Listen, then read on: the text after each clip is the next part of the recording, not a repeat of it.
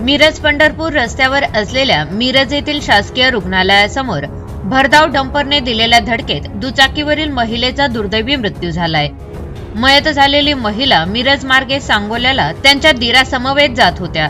शिरूर जिल्हा पुणे येथील पंचायत समितीमध्ये कार्यरत असलेल्या दिराला लग्नासाठी मुलगी पाहण्यासाठी सांगोला तालुक्यातील लेंडवे चिंचाळे येथील बुर्लीवाडी येथे दोघे जात होते।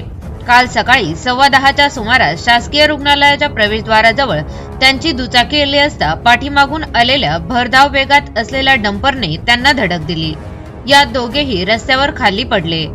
यावेळी नंदिनी या डंपरच्या चाकाखाली गेल्याने त्या गंभीर जखमी झाल्या व त्यातच त्यांचा मृत्यू झाला, तर मनोज कुमार हे जखमी झाले।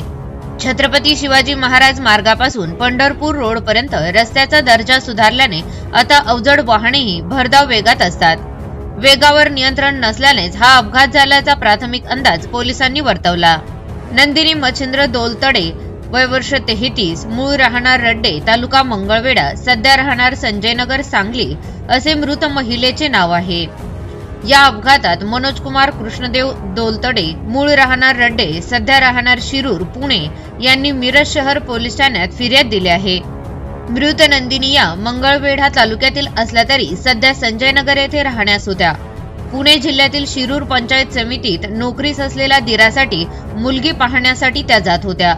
सांगोल्याच्या दिशेने दोघे जात असतानाच काळाने त्यांच्यावर घाला घातला, त्यामुळे त्यांच्या दिराच्या लग्नाची तयारी अधुरीच राहिली।